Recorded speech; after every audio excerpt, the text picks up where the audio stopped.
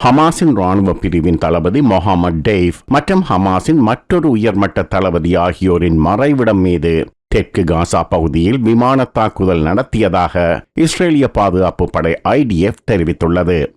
தெற்கு காசாவில் உள்ள அல் மவாசி பகுதிக்கும் கான் யூனிஸ் நகருக்கும் இடையேயுள்ள தாழ்வான கட்டடத்தில் டெய்ஃப் இருந்தபோது அவர் மீது தாக்குதல் நடத்தியதாக கூறியுள்ள IDF அப்போது அவருடன் இருந்த மற்றொரு தளபதி ரஃபா சலாமி என கூறியுள்ளது. தாக்குதல் பெரிய அளவிலான தாக்குதலாகத்தான் இருந்தது. அதை காட்டும் விதமாக இந்த தாக்குதலில் 90க்கும் மேற்பட்டோர் கொல்லப்பட்டதாக ஹமாஸின் சுகாதார அமைச்சு கூறியுள்ளது. இஸ்ரேலிய பாதுகாப்பு படை IDF மொஹமட் டெய்ஃப் இறந்திருக்கலாம் என்பதற்கு பல அறிகுறிகள் உள்ளன, தற்போது கூடுதல் அறிகுறிகள் வருகின்றன என்று தெரிவித்துள்ளது. ஆனால் நீண்ட தூர தாக்குதல் காரணமாகவும் அந்த பகுதியை மறைக்கும் கட்டமைப்புகளின் எண்ணிக்கை காரணமாகவும் உயிரிழப்புகளின் அளவு மற்றும் இறந்தவர்கள் யார் என்பதை உறுதிப்படுத்த முடியவில்லை. அதே நேரத்தில் இங்கு மற்றொரு விஷயத்தையும் கூற வேண்டும். கடந்த காலத்தில் சில தடவைகள் மொஹமட் டெய்ஃப் மீது தாக்குதல் நடந்ததாக தகவல் வெளியானது. பின்னர் அது மறுக்கப்பட்டது என்பதால் தற்போது நிலைமை தெளிவாக இல்லை. மொஹமட் டெய்ஃபுக்கு என்ன நடந்தது என்பது பற்றி இந்த காணொளியை நாம் தயாரிக்கும் நேரம் வரை உறுதியாக தெரியவில்லை. இருப்பினும் அவர் கொல்லப்பட்டதற்கான வாய்ப்புகள் அதிகரித்து வருவதாக இஸ்ரேலிய பாதுகாப்புத்துறை வட்டாரங்கள் கூறுகின்றன. தெற்கு காசாவில் இஸ்ரேல் நடத்திய தாக்குதலில் ஹமாஸின் பிரதான ராணுவ தளபதி மொஹமட் டெய்ஃப் கொல்லப்படவில்லை என்று ஹமாஸின் துணைத் தலைவர் கலீல் அல் ஹையா அல் ஜசீரா தொலைக்காட்சியிடம் தெரிவித்தார். இஸ்ரேலிய பிரதமர் பெஞ்சமின் நேத்தன்யாகுவிடம் நாங்கள் கூறுகிறோம், மொஹமட் டெய்ஃப் இப்போது உங்கள் பேச்சை கேட்டுக்கொண்டிருக்கிறார் என்று அல் ஹையா அல் ஜசீரா தொலைக்காட்சியில் கூறினார். தாக்குதலுக்கு இலக்கானதாக கூறப்படும் தளபதி மொஹமட் டெய்ஃப் ஹமாஸின் ராணுவ பிரிவான அல் கசாம் படைப்பிரிவின் தலைவர். காசாவில் ஹமாஸின் தலைவர் யஹ்யா சின்வாருக்கு அடுத்து ஹமாஸின் 2வது மூத்த நபர். தற்போதைய போர் தொடங்கியதிலிருந்து யஹ்யா சின்வாரை விட மொஹமட் டெய்ஃபுக்கு முக்கியத்துவம் அதிகம். காரணம், பிரதான ராணுவ தளபதி என்ற விதத்தில் இவர்தான் போரின் முக்கிய முடிவுகளை எடுக்கிறார். ஒருவேளை மொஹமட் டெய்ஃப் கொல்லப்பட்டால் காசா போர் தொடங்கியதிலிருந்து ஹமாஸ் தரப்பில் கொல்லப்பட்ட மிக முக்கியமான மற்றும் அதி உயர்மட்ட தலைவராக அவர் இருப்பார்.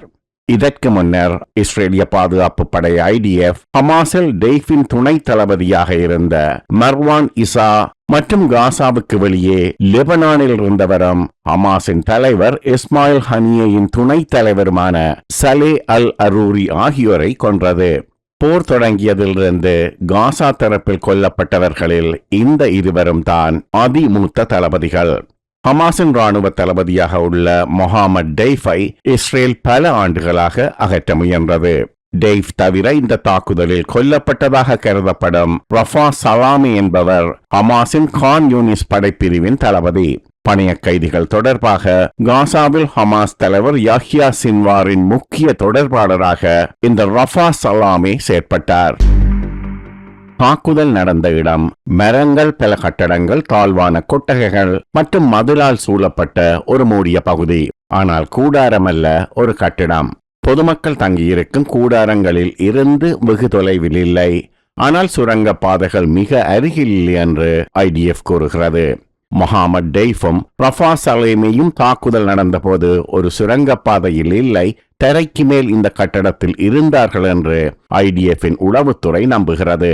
ரஃபா சலாமே அந்த இடத்தில் அதிக நாட்களை செலவிட்டார், ஆனால் தொடர்ச்சியாக தரைக்கு மேல் இருப்பதில்லை. யாரையாவது சந்திக்க வேண்டுமென்றால் மட்டுமே தரைக்கு மேலுள்ள இந்த கட்டடத்துக்கு வருவார் என்று IDF-இன் உளவுத்துறை கூறுகிறது. இது ரஃபா சலாமேயின் முதன்மையான செயற்பாட்டு பகுதிகளில் ஒன்று. அதே சமயம் மொஹமட் டெய்ஃப் தாக்குதல் நடப்பதற்கு சிறிது நேரத்துக்கு முன்புதான் அந்த இடத்துக்கு வந்திருக்கலாம். வேறு எங்கோ செல்வதற்கு முன் அங்கு அவர் போயிருக்கலாம் என்று IDF-இன் உளவுத்துறை நம்புகிறது. இஸ்ரேலிய உள்ளக உளவுத்துறை ஷின்பேட் மற்றும் இஸ்ரேலிய பாதுகாப்பு படை IDF-இன் உளவுத்துறை ஆகியவை மொஹமட் டெய்ஃபின் நடமாட்டங்களை மிகவும் துல்லியமான சாதனங்களுடன் கண்காணிப்பது ஹமாஸுக்கு தெரியும். இதனால் மொஹமட் டெய்ஃப் தரைக்கு மேல் இருக்கும் நேரம் மிக மிக குறைவு. அதிகபட்சம் 1 மணி நேரம் தரைக்கு மேல் இருப்பதே அபூர்வம் என்று கூறுகிறார்கள். இஸ்ரேலிய ராணுவ வானொலியின் நிருபர் டொரான் கடோஷ் பாதுகாப்புத்துறை வட்டாரங்களை மேற்கோள் காட்டி ஐடிஎஃப்க்கு தெரிந்தவரை தாக்குதல் நடந்த இடத்தில் பணிய கைதிகள் யாரும் வைக்கப்பட்டிருக்கவில்லை. ஐடிஎஃப்பின் கூற்றுப்படி அதிமுக்கிய இலக்கு தாக்குதல் என்பதால் சக்தி வாய்ந்த வெடிகுண்டுகள் பயன்படுத்தப்பட்டன. விமானத்திலிருந்து வீசப்பட்ட அந்த குண்டுகளால் 50 முதல் 90 பேர் தாக்குதலில் கொல்லப்பட்டிருக்கலாம் என்று ஐடிஎஃப் கணிப்பிட்டுள்ளது.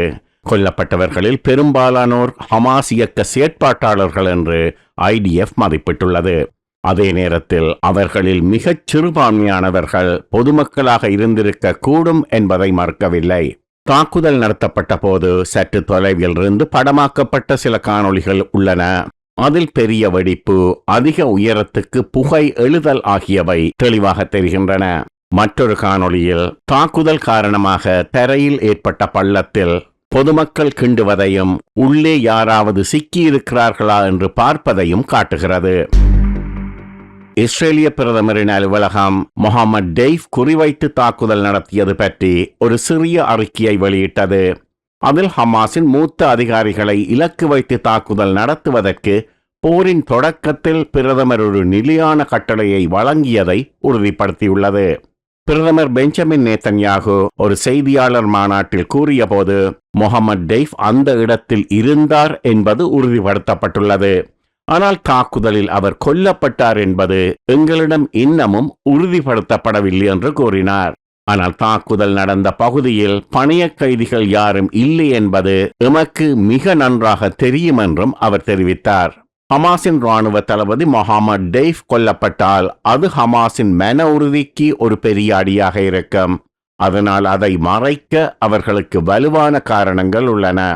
முகமது டெய்ஃப் தாக்குதல் நடந்த இடத்தில் இருந்ததை குறிப்பிடும் தமது உளவு தகவல் மிகவும் துல்லியமானது என்று ஐடிஎஃப் கூறுகிறது.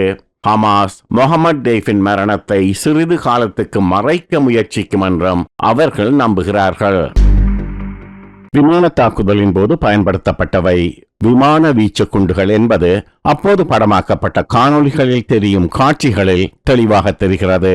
அது பெரும்பாலும் அமெரிக்காவில் தயாரிக்கப்பட்ட மேம்பட்ட கூட்டு நேரடி தாக்குதல் குண்டுகளாக இருக்கலாம். இவற்றை ஜேடாம் என்று சுருக்கமாக கூறுவார்கள். அதன் விரிவாக்கம் ஜாயிண்ட் டைரக்ட் அட்டாக் மியூனிஷன். இவை மேம்பட்ட உணர்திறன் மற்றும் செயற்கை நுண்ணறிவு தொழில்நுட்பத்தின் அடிப்படையில் லேசர் அல்லது GPS வழிகாட்டலுடன் செயற்படுகிறது.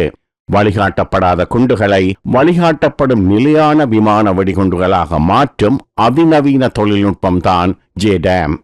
வீசப்பட்டவை பெரும்பாலும் ஜேடாம் பொருத்தப்பட்ட 500 பவுண்ட்ஸ் குண்டுகளாக இருக்கவே வாய்ப்பு அதிகம்.